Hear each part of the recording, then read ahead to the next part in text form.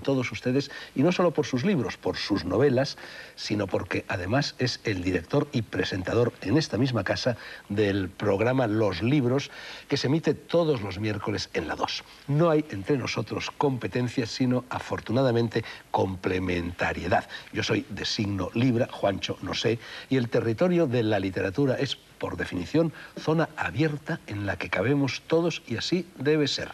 Los de Prisa y los de Recoletos, los del País y los del Mundo, los del ABC y los de La Vanguardia, los de Guadalajara en México y los de Soria, los de La Fiera, los de Planeta, los de Plaza Janés, los de Alfaguara, los de La Esfera, los de La Fiera, los de Lengua de Trapo, los de Muchnik y los de Los Libros y los de Negro sobre Blanco. Haya paz, que últimamente anduvo el patio un poquillo alborotado y a pique estuvo de convertirse en gallinero. Bromas aparte, ya saben ustedes por lo dicho que vamos a hablar con Juancho Armas Marcelo, canario de Las Palmas, caribeño y autor de una novela cubana. Cubana por su tema, por sus personajes, por su argumento, por su emplazamiento geográfico, que acaba de salir, se ha presentado esta misma semana y que lleva el sello de Alfaguara. Su título, aquí lo tienen: El niño de luto y el cocinero del Papa. A esta novela y a su autor se refería a lo que dije antes a propósito de ir con segundas. No solo son las Islas Canarias el puente natural por tantísimas razones entre lo español y lo iberoamericano, sino que además Juancho Armas Marcelo es el escritor e informador español que más tiempo, más desvelos y más atención ha dedicado aquí, en España, y también fuera de aquí, allá, a todo lo que a la cultura y especialmente a la literatura iberoamericana se refiere. Su anterior novela, sin ir más lejos, también hablaba de Cuba, así en La Habana como en el cielo, de nuevo Alfaguara. Lo dicho, Juancho Armas Marcelo, autor iberoamericano. La patria de un escritor es su lengua, compatriotas somos quienes escribimos a uno y a otro lado del charco. Y medio compatriota es asimismo el novelista brasileño iberoamericano, Portugal también es Iberia, que va a estar con nosotros en la primera media hora del programa, porque Juancho Armas Marcelo y su novela El niño de luto y el cocinero del Papa aparecerán en la segunda. Y ese autor brasileño es nada menos que el popularísimo Paulo Coelho, que acaba de sacar con el sello de Planeta, la editorial que publica en español toda su obra, su última novela, El demonio y la señorita Prim. Me entrevisté con Paulo Coelho hace muy pocos días, cuando pasó por aquí, por Madrid, para promocionar su novela. Vamos a ver esa entrevista. Estamos en una habitación del Hotel Ritz en Madrid, al que agradecemos naturalmente la hospitalidad. Bienvenido, Paulo. ¿Qué tal, Fernando? Otra vez por España. España está en los orígenes de tu obra. Tú en el 87 publicas El diario de un mago y lo que estás contando ahí es tu peregrinación a Santiago de Compostela, ¿no? Sin duda, y eso fue mi rito de pasaje. Es decir, antes yo tenía este sueño de ser un escritor y tal y cual, pero o lo creí imposible o cuando lo vi posible lo postergaba porque tenía miedo a las derrotas posibles, ¿no? Pero sin embargo, después de hacer el peregrinaje hacia Santiago de Compostela, me decidí, ahora voy a pagar el precio de mi sueño, voy a escribir. Si pasa algo, pasa, si no pasa, no pasa. Ya tenía 39 años, me creí un poquito mayor para empezar a vivir mi sueño, pero igual lo empecé y aquí estamos. ¿Has vuelto a repetir el camino? Una el año vez, jacobeo, por ejemplo, no, que fue sí, hace poco. en el año jacobeo fui a recibir la medalla esta de Galicia, la medalla de oro de Galicia, pero sí lo repetí, pero de coche, en 96, porque, bueno, no conocía las grandes ciudades. Cuando uno está haciendo la peregrinación pasa muy rápido por las ciudades. Y volví allí para ver cómo eran, León, pues Burgos y tal. Pero creo que hay cosas en la vida, Fernando, que uno hace una vez y no debe intentar repetir. Entonces a pie no creo que lo va a hacer otra vez. Sabes que hace un par de años hizo el camino Shirley MacLaine, otra escritora de éxito, además de actriz, y ha publicado un libro precisamente sobre el camino. ¿No conoces ese libro? Yo conozco este libro, yo conozco a ella en el momento que hizo la peregrinación. Creo que está muy bien. Creo que hay dos tendencias en el camino. La gente que piensa que no se debe promocionar, que es para los elegidos, y la otra que yo comparto, que es que el camino es de todos. Es el camino de las personas comunes y que es muy importante que todos lo hagan. Y entonces está muy bien que se publique, que se hable del camino. Hay un verso medieval que dice, a propósito del camino, la puerta se abre a todos. Paulo, vamos a hablar de tu particular Camino de Santiago, esta trilogía titulada Y al séptimo día, puntos suspensivos, que termina con esta tu última novela, El demonio y la señorita Prim. Las dos novelas anteriores de esa trilogía fueron A orillas del río Piedra, Me senté y lloré, que anda también por aquí, que es del 94, y Verónica decide morir, que también anda por aquí y que también es del 98. Al séptimo día descansó. ¿Tú vas a descansar después de esta trilogía? Al revés, yo creo que al séptimo día empieza todo, ¿no? Es decir, entonces mi idea clásica era, hay cambios que son radicales, pero que las personas siempre postergan. Es necesario, bueno, saber que se puede cambiar muy rápido. Entonces elegí 3 temas que hacen a las personas cambiar muy rápido. Es la muerte, con Verónica, el amor, con Río Piedra, y finalmente el poder, con el demonio y la señorita Prim. Curiosamente, los 3 personajes centrales son mujeres. En eso no había pensado, pero el caso es que de las telenovelas los 3 son mujeres. Bueno, tú mismo, en una especie de nota, de prologuillo que lleva el libro, dices que los 3 libros de esta trilogía que acabamos de mencionar hablan de una semana en la vida de personas normales que repentinamente se ven enfrentadas al amor, el poder y la muerte. Y también has dicho por alguna parte, quizá en el propio libro, no lo recuerdo en este momento, que los grandes acontecimientos que cambian la vida generalmente están circunscritos a un periodo muy pequeño de tiempo. Sí. Tenemos eso, ¿no? Que las cosas se van acumulando, y llega un momento que tenemos o que tomar la decisión que está delante de nosotros o que decir, no, dejamos pasar la oportunidad. Eso conmigo se pasó varias veces en mi vida, ¿no? Yo podía cambiar, yo tenía todas las posibilidades de hacer, bueno, de volver hacia mi leyenda personal, hacia mi camino, pero decía, no es llegado el momento, no estoy preparado, y estas disculpas que uno se da. Sin embargo, empecé a comprender que es muy importante que uno esté consciente de que cuando la oportunidad llega, hay que utilizarla. Entonces, en los 3 libros hablo efectivamente de eso, de que no hace falta esperar mucho. Hace falta, eso sí, tener valor de tomar una decisión. La editorial Planeta está lanzando tu novela con una frase que es una inquietante parábola sobre la lucha entre el bien y el mal con mayúscula, y es cierto, la novela es eso, una novela dualista.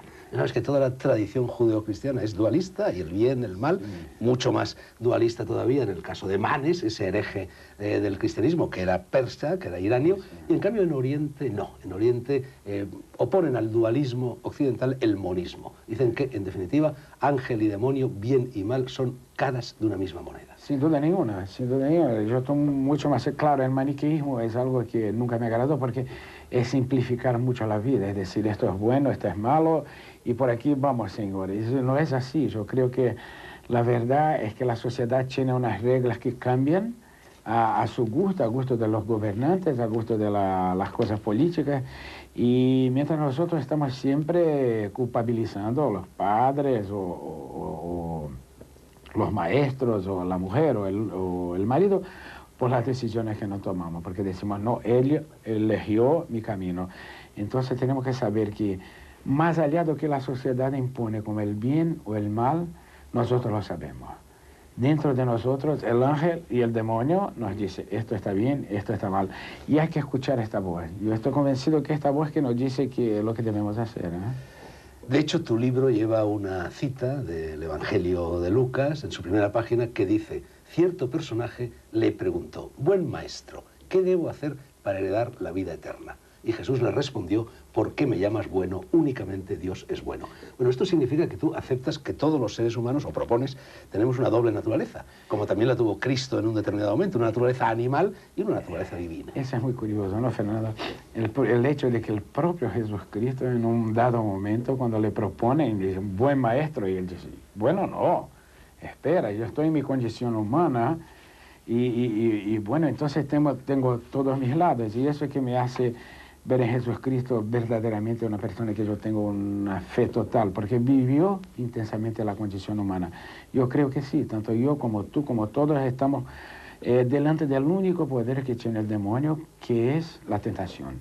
El demonio no puede hacer cosas, no puede cambiar este vaso en un libro o que sea, pero sí puede tentar. Y ahí utilizar el hombre como un instrumento del mal. Ahora, no vamos a ver el mal como algo maniqueísta, ¿no? Como las reglas que la sociedad impone, sino el mal como el momento en que uno pasa la frontera de la libertad del otro.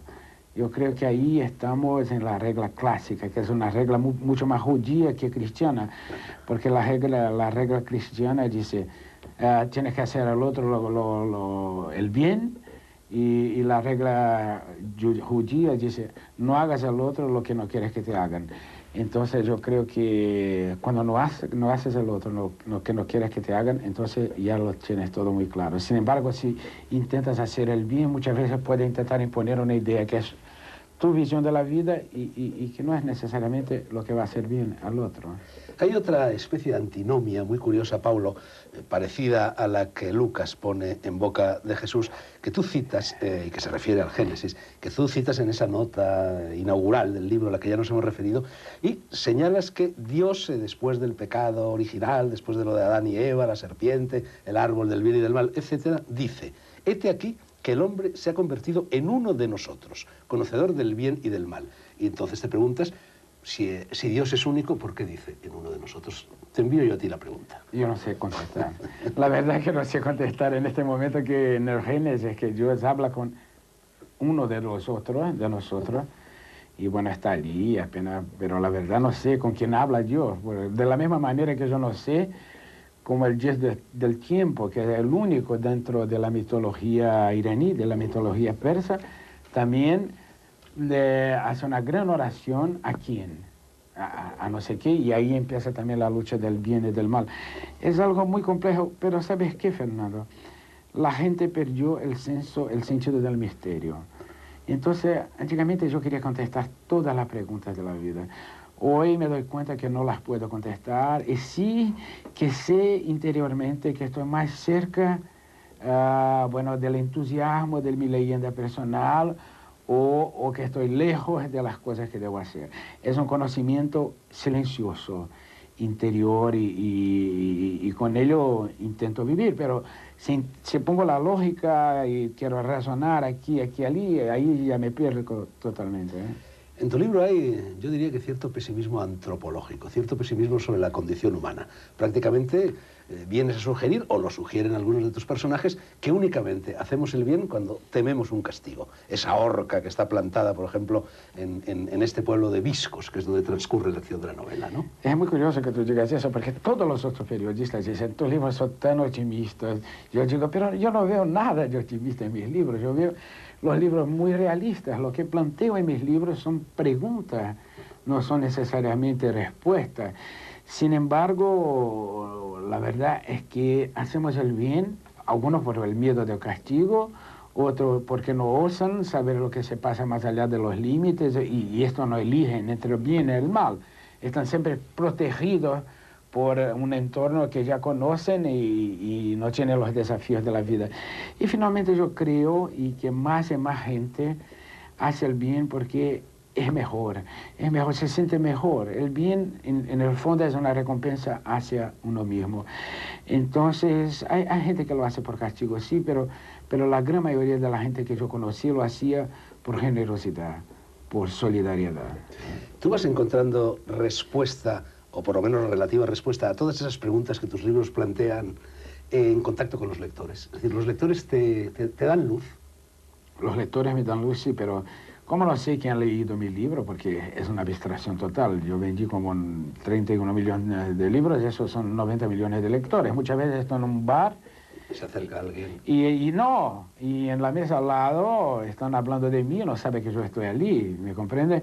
Entonces yo diría que el gran misterio de la vida son los encuentros. ¿Por qué uno encuentra a alguien?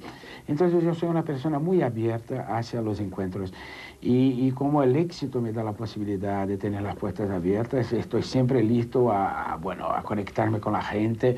Pero verdad, Fernando, que muchas veces las grandes respuestas que yo buscaba encontré en la boca de un taxista, de un camarero, y no necesariamente de un sabio, de un filósofo, porque son gente que tiene esta conexión directa bueno, con la espiritualidad inconsciente, mientras que el otro está intentando organizar su universo. Paulo, ¿tú has visto alguna vez a tu ángel de la guarda? Yo, bueno... Bueno, en el libro sí, se lanza la hipótesis de que los sueños son el territorio en el que se manifiestan. Bueno, yo lo vi físicamente una vez, y la verdad es que no lo vi. Vi un brazo suyo hace en 88 en el desierto de Mojave. Y una mañana yo estaba mirando el sol y sentí algo, una presencia. Estaba solo en el desierto. Y sentí una presencia, ¡pum! Y sabía que había algo, y como todo lo... Me volví hacia mi niñez, cuando yo rezaba a la Virgen, por favor, no venga, porque me van a asustar. Y entonces sentí esta presencia, y en este momento vi un brazo aquí así. Pero la verdad es que, y claro, no quería mirar, pasé unos 2, 3 minutos, y ahí me volví, ya no había más nada, y empecé a llorar. Pero, vendo o no vendo, está aquí. ¿Tú crees que de la misma forma que llevamos al lado un ángel de la guarda, llevamos un demonio, no, voy a hacer un juego de palabras, no un demonio de la guarda, pero un demonio de la guarda que nos acompaña como al señor Grimm o al extranjero de tu novela? Sin duda, es nuestra paradoja, ¿no? Son los momentos de los conflictos interiores. Este demonio, bueno, claro, mucho antes, pero es su único poder, que es la tentación.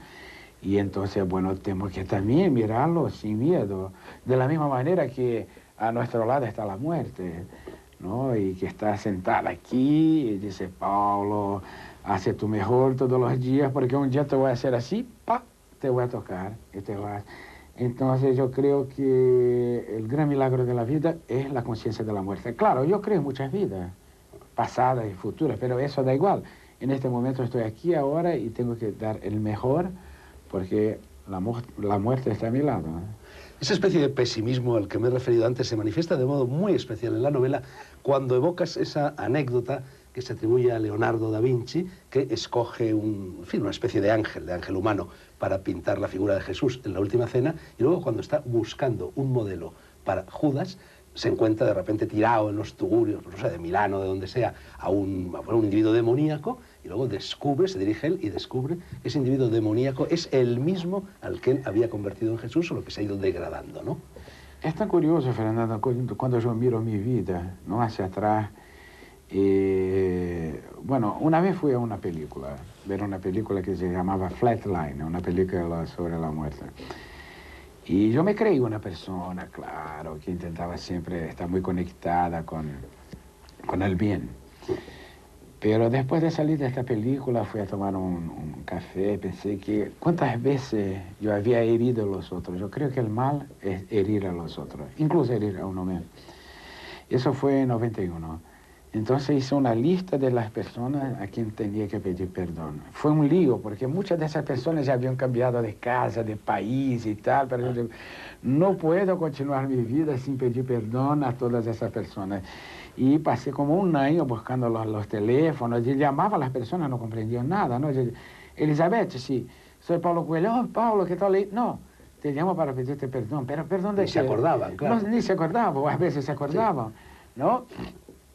Pero yo creo mucho en eso, que la redención del hombre es saber que muchas veces sin querer puede trabajar por la oscuridad, pero siempre hay una posibilidad de mirar este hecho con sencillez y con honestidad y decir, me equivoqué aquí y me voy a corregir. ¿Tú sigues siendo católico, Paulo? Catolicísimo. ¿Pero a tu manera o a la manera del Vaticano? No, a la manera del Vaticano, porque uno cuando es católico católico a la manera del Vaticano, pero sin embargo, claro, tengo mis discusiones, pero en el seno de la iglesia. No voy a tener discusiones públicas, como no voy a tener discusiones públicas sobre los problemas con mi mujer, porque es un problema de familia.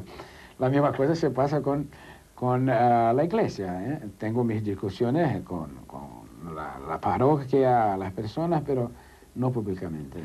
Bueno, yo te lo preguntaba porque tu libro, que plantea el problema del bien y del mal y el problema del castigo y la recompensa, bueno, muy recientemente el Papa ha dado un paso hacia adelante que a mí me parece muy positivo, y es cuando ha dicho que el infierno no existe, que el infierno es un estado de conciencia. Se supone que también el cielo es entonces un estado de conciencia, y yo te pregunto, desde el punto de vista de la ortodoxia católica, ¿qué hacemos con la ascensión y con la asunción, en la cual Jesús y la Virgen María suben en cuerpo físico al reino de los cielos? ¿Sí es un estado de conciencia? Bueno, es una cuestión muy compleja. Dejemos que el Papa lo explique. Los teólogos. Bueno, Paulo, vamos a ver. Mira, yo tengo aquí un recorte del País de cuando apareció tu última novela, donde tú decías que coincidías con Borges, cuando Borges, por cierto, hablas el español con acento cada vez más argentino, ¿no? Es verdad. De año en año te lo noto, ¿no? Sí. Pero bueno, esto no tiene mayor importancia.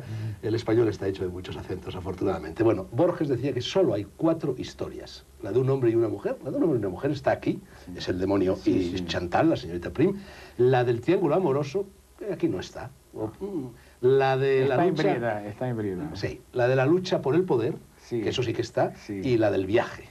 El viaje aquí, bueno, tú optabas, en aquella entrevista del País, optabas por la fórmula del viaje, decías que era la que a ti más, pero sin embargo en esta novela viaje, stricto sensu, no hay. Sí, la verdad es que no hay. Yo creo que la idea central es la poner en una pequeña comunidad la presencia de la tentación y de los hombres delante de la tentación. Entonces elegí a esta chica, que es una chica como todos los otros, como yo, como tú, es decir, es mi alter ego. Yo soy a la vez Chantal, la señorita Prim, y el demonio, es decir, tengo mis dos lados, ¿no? Y tengo que aprender a conocerme mejor y siempre mirarlo muy bien.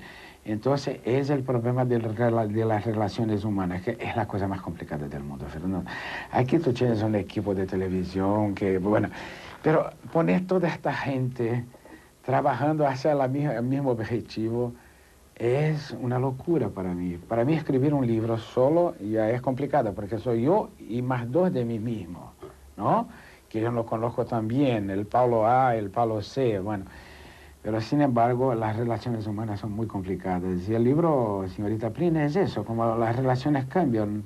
Sobre tu libro flota la sombra, el fantasma de Job, que fue el protagonista de una aparente injusticia cometida por Dios. Y ya que... ¿ibas a decir algo? No, quiero preguntarte cómo... Ya... Sí, quiero decir algo. ¿Cómo ves la historia de Job? Cuando es el servo más, entusiasta, más devoto, y en un dado momento Dios lo dice, bueno, te voy a castigar. ¿Cómo tú lo ves?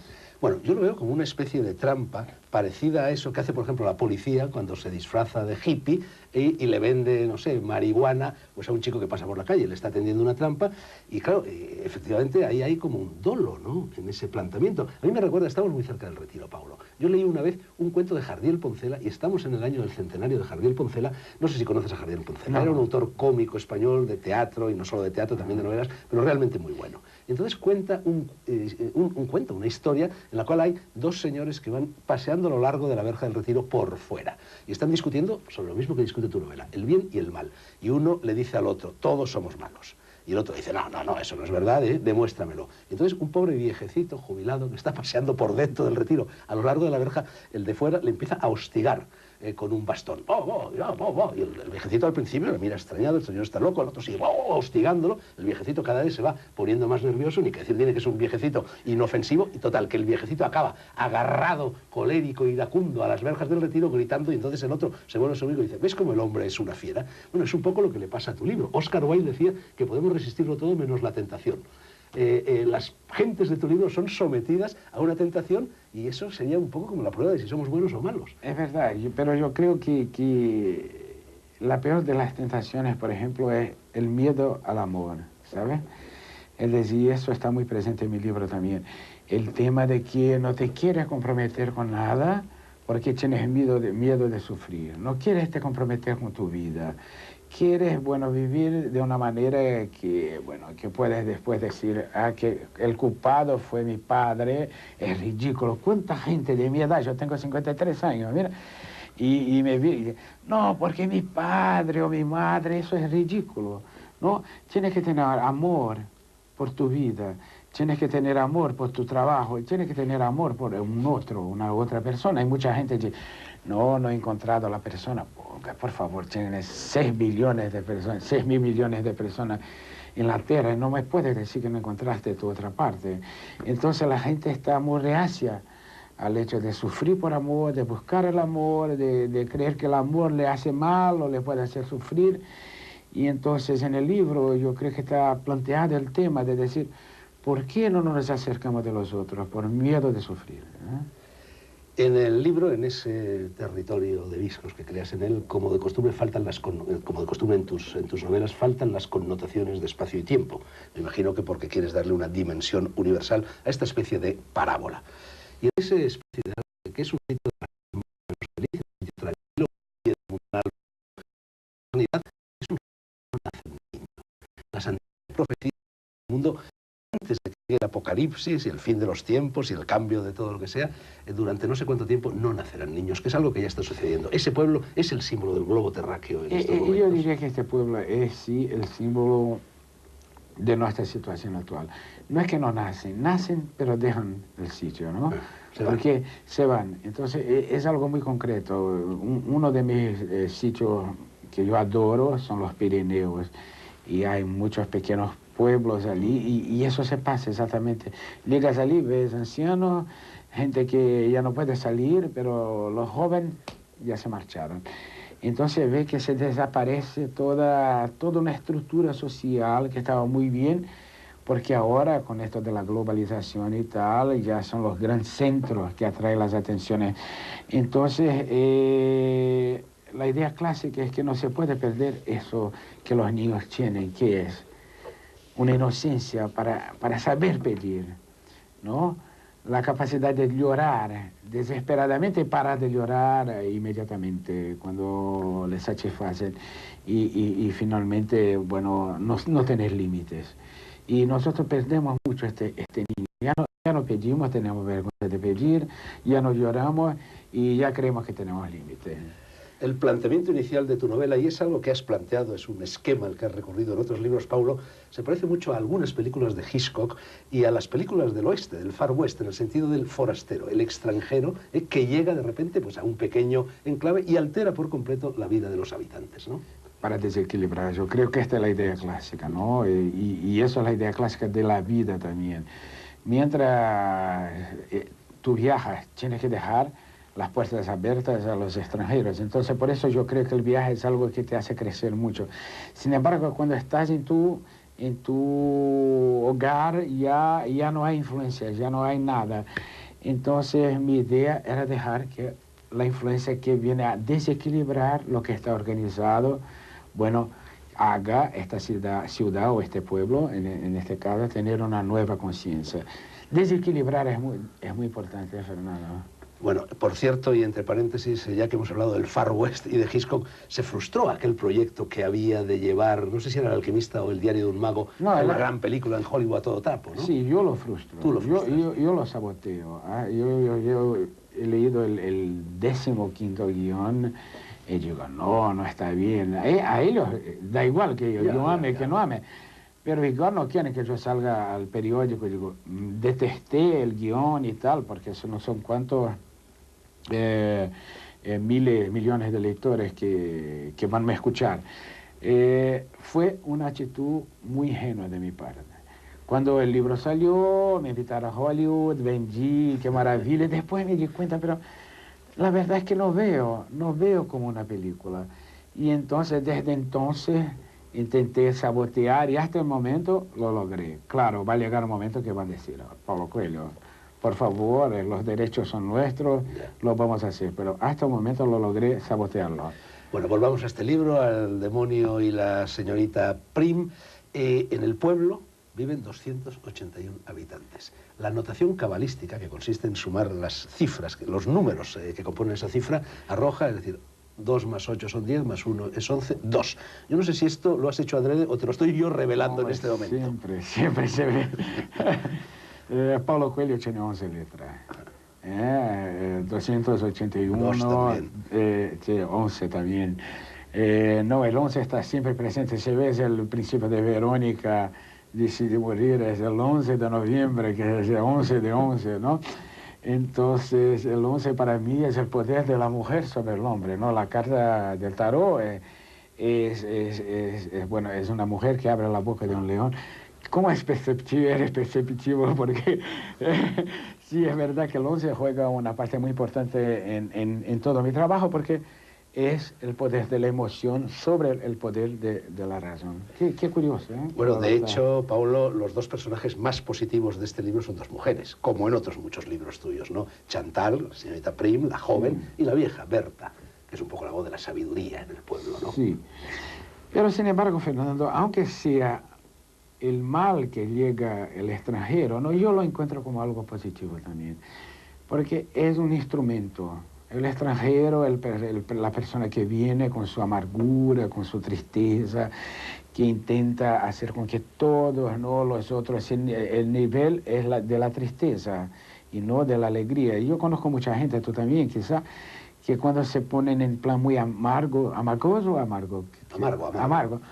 Bueno, a nivel de intentar mejorar, no quieren que todos sufran alrededor.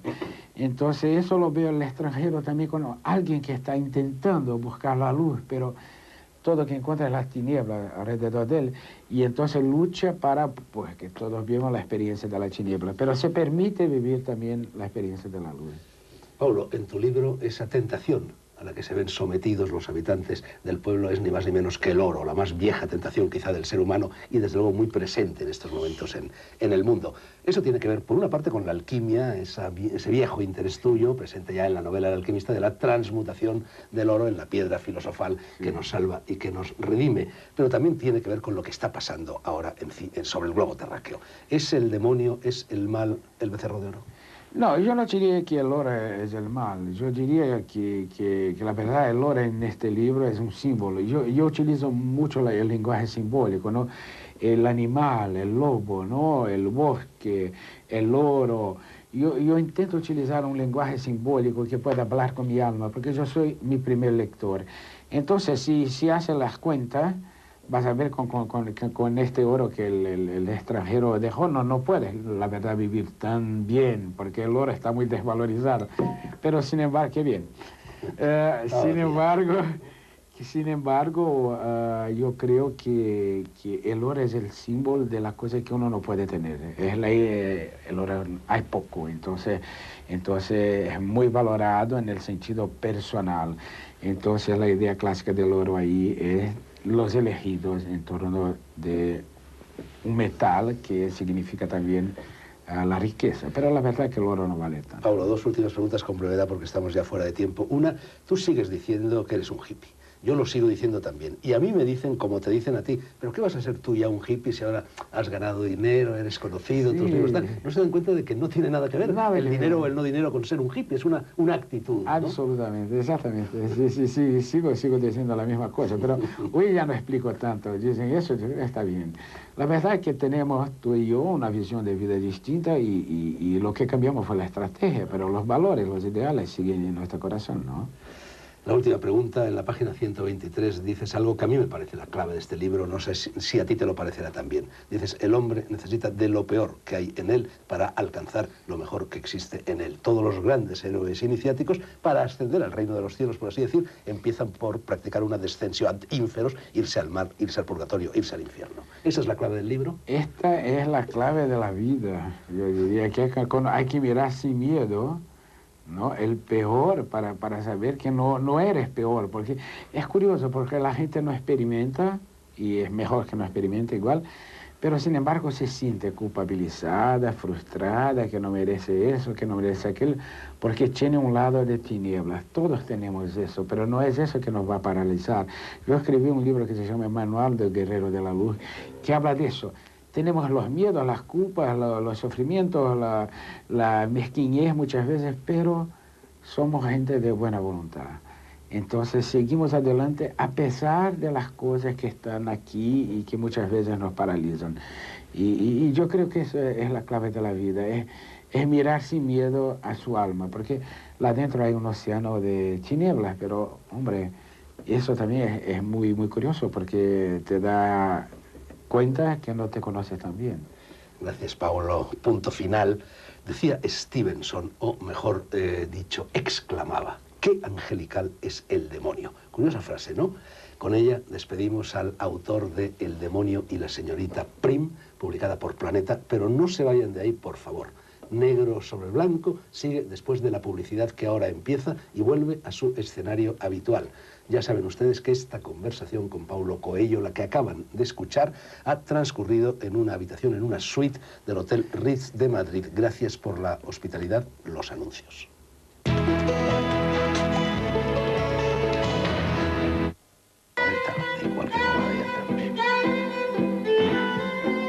Segunda parte de Negro sobre Blanco, lo dije al comienzo de la primera, está con nosotros Juancho Armas Marcelo para hablarnos de su última novela, recién aparecida. La publica Alfaguara y se titula El niño de luto y el cocinero del Papa. Hola Juancho, extraño título, ¿no? Encantado de estar aquí. Pues no tan extraño, ¿no? Tiene que ver mucho con el contenido y sobre todo con el enfrentamiento amistoso, si se quiere, de dos personalidades que son claves en el relato. Que no es un relato único, como habrás visto, sino que hay como ensartados, no insertados, sino ensartados 3 o 4 relatos que la vida de La Habana después de la visita del Papa polaco ha dado para escribir una novela. Lo que todavía me parece incomprensible es que eso no lo haya escrito un cubano, ¿no? Porque estaba ahí. Estaba ahí. Bueno, eso me da pie a la primera pregunta seria, Juancho. ¿Por qué tanta Cuba, por qué tanta pasión en ti por lo cubano y tanta atención a lo cubano? ¿Cuál ha sido tu ambigua, tornadiza, agridulce relación con esa isla de tan poderosa personalidad? Pero siempre personalidad? dije, Fernando, que yo era un español raro, y siempre digo, repárese que raro es adjetivo, mitad venezolano, mitad cubano, que es el modo que yo siento, o la manera que yo siento de sentirme insular canario y naturalmente español. Si Cuba me ha enseñado algo es que se puede hacer un montón de cosas a la vez sin tener que estar en discusión o en pelea o en guerra civil con toda la cantidad de cosas que uno haya querido ser. Y decía el sabio Fernando Ortiz, precisamente cubano y blanco, pero uno de los que realmente introdujo el factor del negro como elemento vivo y activo en la cultura de Cuba y en la historia de Cuba, decía que para ser cubano lo primero había que tener voluntad de ser cubano. Sin darme cuenta, quizá eso es lo que me pasa a mí. Lo cual no quiere decir que deje de ser todo lo que soy para también ser cubano. Esta novela, entre otras cosas, es una definición de Cuba. De la Cuba que fue, de la Cuba que es y, en cierto modo, de la Cuba que será. En la página 136 dices que Cuba es la caja de Pandora. Y en algún otro momento de la novela también defines a Cuba diciendo sorpresa siempre abierta al vaivén de los tiempos y síntesis de muchas cosas. ¿Es un poco el secreto de la fascinación que Cuba ha producido en ti, todo eso? Bueno, claro, porque el que va de turismo pues también se fascina con otras cosas u otros aspectos de la visión de La Habana y de la visión de la isla entera. Pero alguien que ya está de antemano familiarizado con la historia, con la música, con la literatura, con todo lo que significa la vitalidad de la isla de Cuba, pues tiende a observar más profundamente y a oír otras voces más que las que le da la apariencia.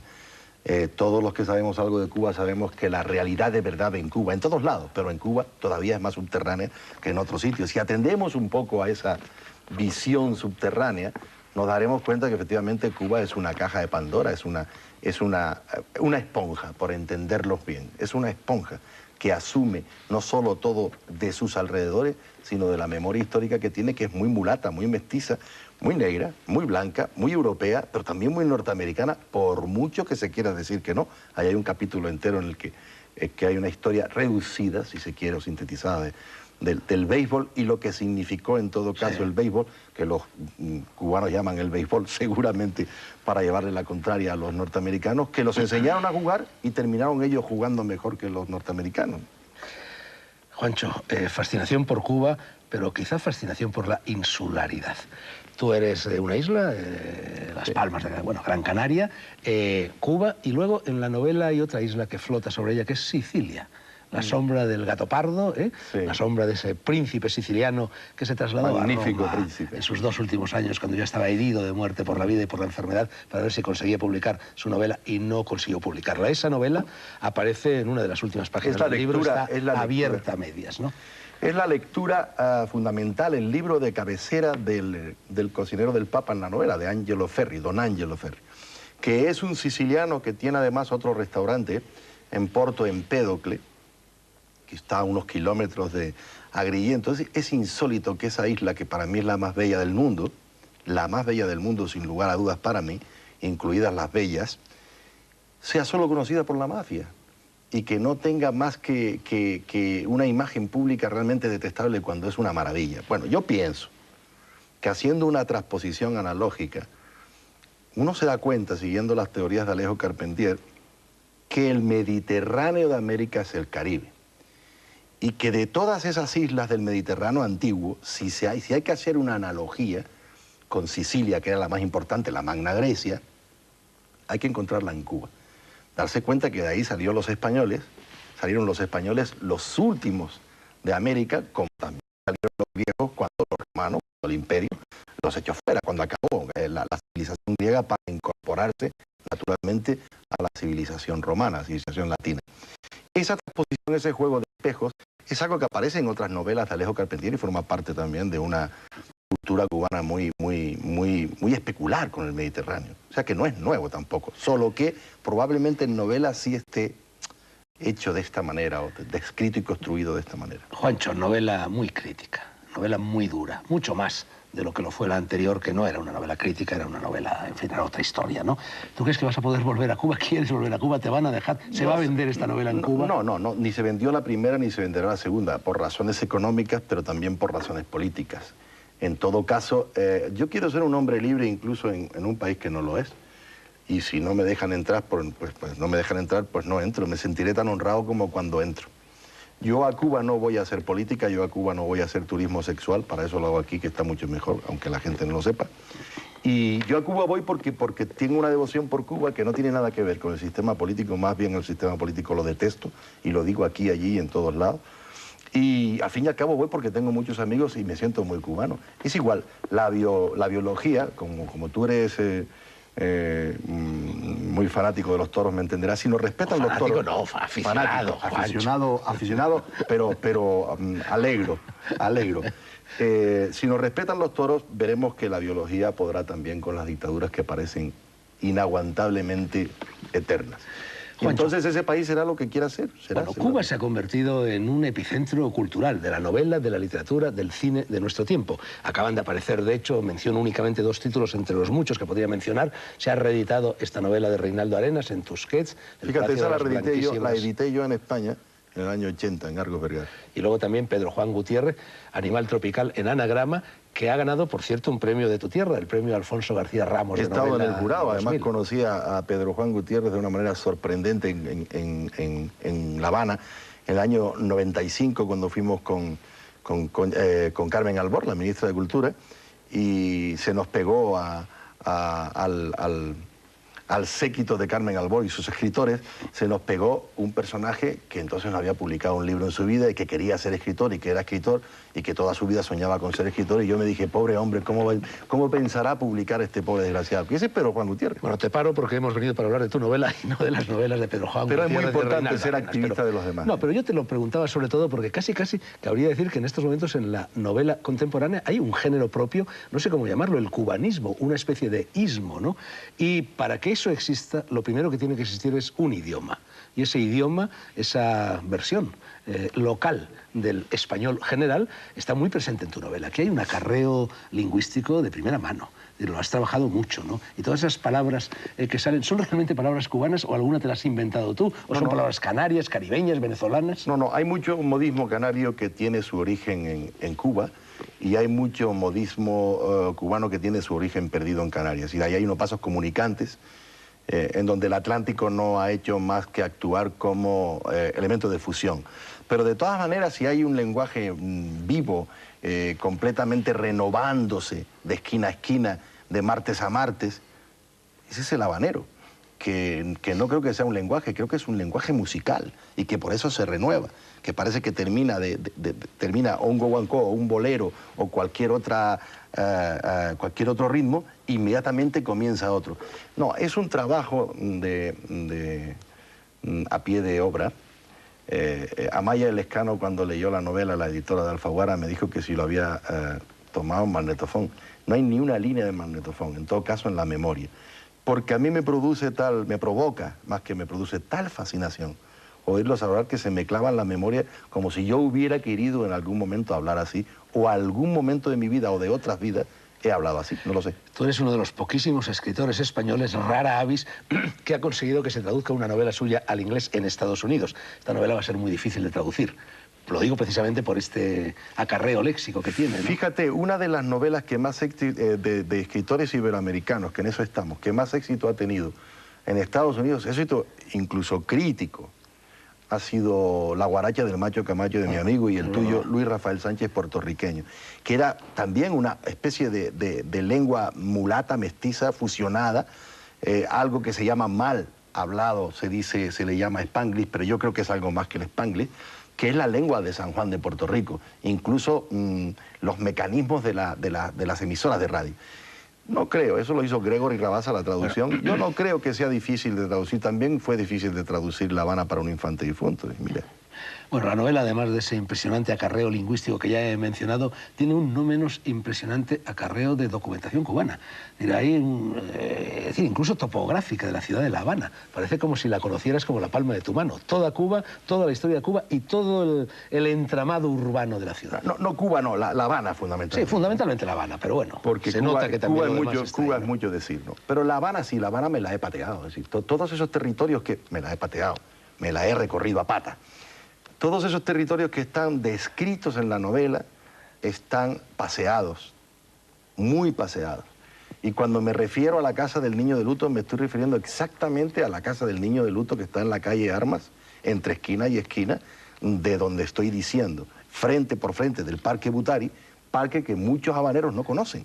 Sin embargo, tuve la suerte de oír hablar de todo eso una vez en un almuerzo, recorrí a pata todo ese territorio, que fue lo que terminó fascinándome para escribir la novela. No sería un almuerzo en la creación, ¿verdad? Todavía no se había fundado el restaurante. No, cuando yo oí hablar de esta novela por primera vez a un alto monseñor de la Iglesia Católica de Cuba, que es muy amigo mío, lo que me estaba diciendo es que el cocinero del Papa se había quedado en Cuba y que había montado Angelo Ferri, un siciliano, Angelo Ferri, ¿no? Que había montado un restaurante en el Prado. En el Prado. No se llama, en la novela se llama La Creación, y me pareció todavía de más envergadura, con mayúsculas, es decir, la creación de Dios. En realidad el restaurante se llama A Prado y Neptuno, porque está en la esquina de la calle Neptuno, donde empieza Centro Habana, y el Paseo del Prado. Pero si hay una ciudad, efectivamente, que yo he terminado por conocer con el alma, es La Habana. Es una cosa realmente, como diría Cabrera Infante, una parajoda absoluta. En la novela no podía faltar la santería, y está la santería, el léxico de la santería y todo lo demás. Y hay un personaje, Amanda Miranda, que a mí me recuerda mucho a Natalia Bolívar. Incluso hay una descripción de la casa de Amanda Miranda en El Vedado, que a mí me sigue recordando la casa de Natalia Bolívar, que también está en el Vedado. Bueno, digamos, para quienes no la conocen, que Natalia Bolívar es la descendiente de Bolívar y la principal experta en santería que hay en Cuba, y autora de ese libro, escrito a medias con Ramón Orozco, que se llama Cuba Santa, ¿no? Y autora de muchísimos libros sobre santería, y una, efectivamente, digámoslo, en occidental. Bueno, en oriental, porque los occidentales son ellos.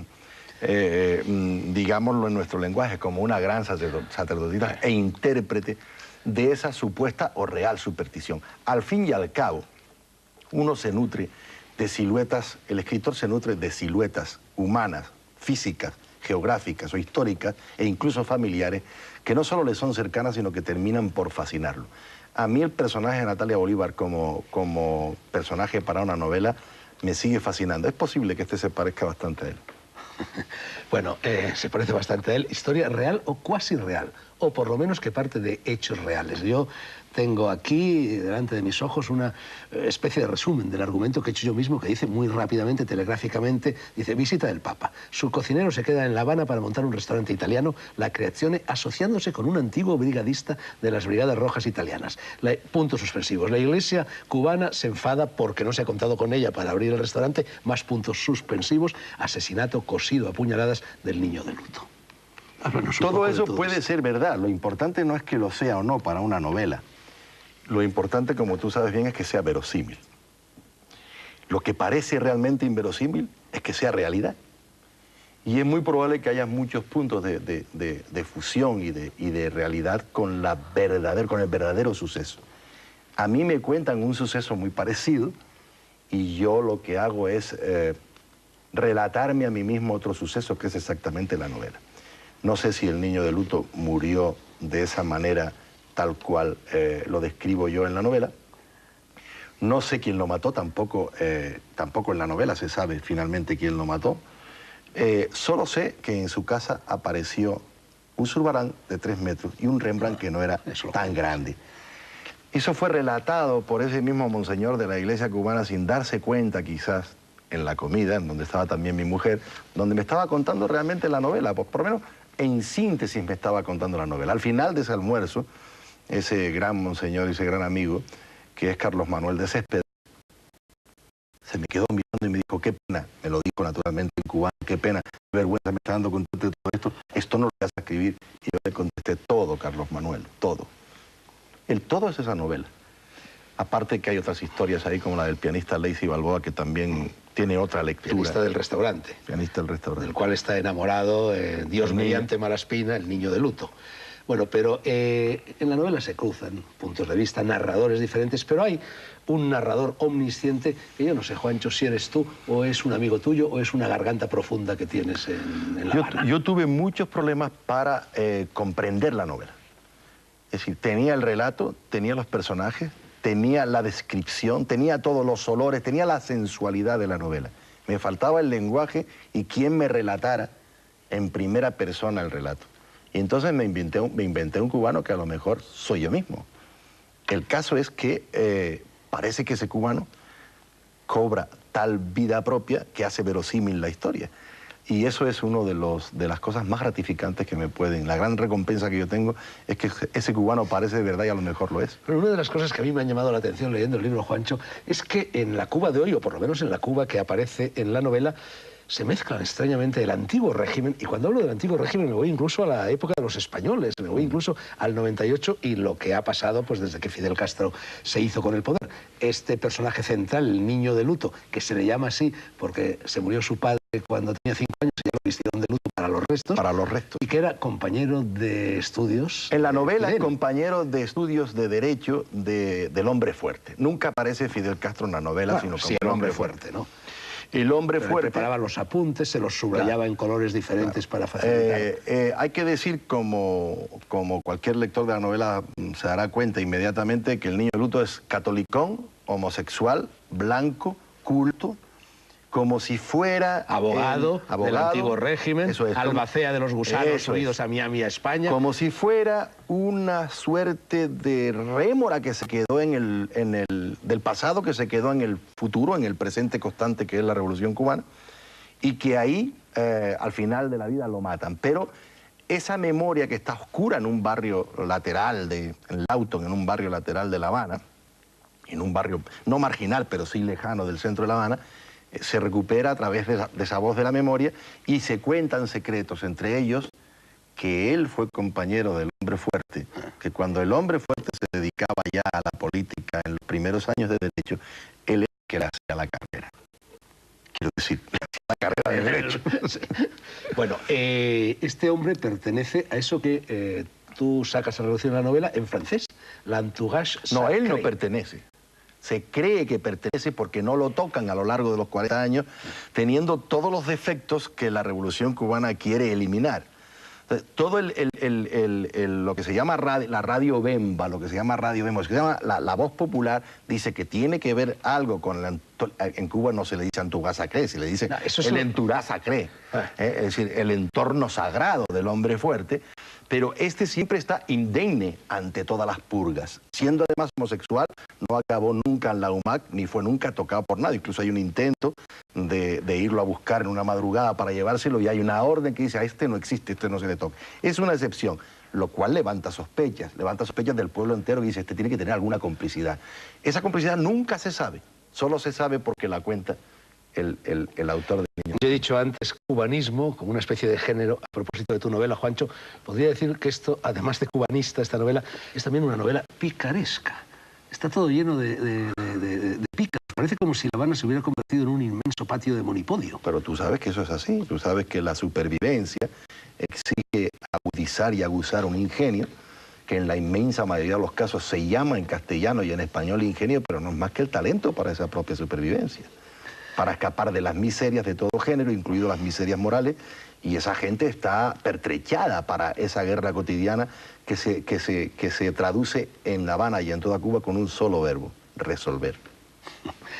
Esta novela surge, brota como un geyser, como un manantial, y eso tiene mucho que ver con lo que hablábamos antes a propósito del acarreo lingüístico, de eso que se llama el chismorreo.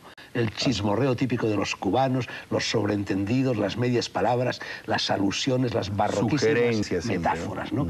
Y a cuento de todo eso, en la página 307 hay un párrafo que a mí me ha impresionado a propósito de lo anónimo. Dices, en Cuba una persona puede ser insignificante, puede no tener la más mínima importancia, pero no hay nada, ni seres ni cosas anónimas. No, es en un régimen como el de Fidel Castro y en realidad como el de todos los totalitarismos perfectamente pertrechados para hacerlo, no hay ningún gesto de nadie, ni de una mosca, que si el poder no quiere, escape a la lupa del poder. Eso es lo que pasa en Cuba. No hace falta tener un policía para cada ciudadano. Ya el ciudadano sabe que puede haber un policía para él. Por lo tanto, ya se cuidará en la medida de sus posibles y de su talento para sobrevivir, de que ese policía pase al lado suyo, y a lo mejor es el mismo, inadvertido. A mí me dijo Reinaldo Arenas una vez en Miami, una de las últimas veces que lo vi, en una reunión de cubanos, acercó la mano sudorosa y me dijo, ten en cuenta que en cada cubano hay un policía de Castro. Era una exageración de poeta, pero en realidad el proyecto del hombre fuerte es que en cada cubano haya un policía que vigila al mismo ciudadano. A mí, Juancho, me impresionó mucho en Cuba el hecho de que la gente ya no hable de Fidel pronunciando su nombre, sino que hagan ese gesto, ¿no?, de las barbas, ¿no? Aquí por lo menos hablábamos de Franco. Pero... Hacen gestos, pero este era un país económicamente desarrollado desde los años 60. Y además estábamos en la voluntad de integrarnos en el desarrollo económico más que el cultural. Pero aquel es un país que entre el bloqueo del de la barba y el embargo de los gringos, de los yanquis, están matándolo entre los dos de una manera brutal. Es decir, ese país ya no se merece ni al de la barba, ni ese empecinamiento norteamericano en ser cómplices del de la barba, porque al final la gran parajoda o la gran paradoja es que Fidel Castro y los gringos son cómplices de mantenerse mutuamente. Estos tipos están todo el día cargando sobre un personaje que está vestido constantemente de uniforme militar, esperando una guerra que no llega, porque los otros no se la hacen, y los otros pensando que esa guerra la va a hacer él. Y dentro hay un pueblo de 10 millones de personas que están hartos de unos y de otros y que no ven el día en que efectivamente no el Papa, sino Dios baje ya a acabar con esa historia. Eso que acabas de decir es una especie de versión cubana del ni contigo ni sin ti tienen mis penas remedio. Pues eso parece, pero claro, esa es la gran virtud del hombre. Juancho, el niño Elian. Yo la última vez que estuve en Cuba, que fue en el pasado mes de abril, me coincidió con la crisis del niño Elian. Natalia Bolívar me envió a ver a un rey de la santería en una localidad, un pueblo que no recuerdo su nombre, a mitad de camino entre Remedios y Trinidad antes de llegar a Cienfuegos. Y a mí el rey, no el rey, porque el rey estaba enfermo, el hijo del rey bajó y me dijo, y yo me quedé verdaderamente sorprendido, algo que tú luego cuentas aquí. Me dijo que el niño Elian, me habló del niño Elian casi como se podía hablar del niño Jesús. Tú tienes aquí un párrafo que dice, se cumplen todas las profecías de los babalaos, insiste Amanda Miranda hablando como una espiritista, salvado de las aguas, rodeado de delfines, limpio de mácula y provocador de discusiones para bien y para mal entre dos naciones de un mismo pueblo. Lo leo de esto que son las galeradas porque yo he leído la novela en galeradas, no había aparecido todavía, ¿no? Pero te darás cuenta que eso es bíblico.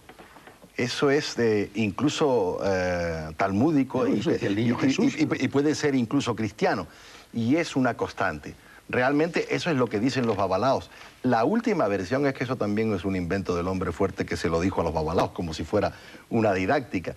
El caso es que Elian González... Y Yahvé en el Sinaí, poco claro, menos. No, y Moisés. Moisés. Claro, todo lo que tenga que ver, es decir, que es mosaico en todo caso. Juancho, la homosexualidad tolerada está en tu novela y está en Cuba. ¿Eso es un síntoma de apertura o una imperiosa necesidad biológica en un país de gentes tan tórridas como sexualmente lo son los cubanos? No, hombre, lo que pasa es que en los años 60 y pico, 70, Raúl Castro visitó Bulgaria y le gustó tanto esto de usar a los hombres como ratones que trató de rescatar de la homosexualidad a la variada fauna homosexual y bisexual que existía en La Habana y siempre existió y seguirá existiendo, no en La Habana, en toda Cuba.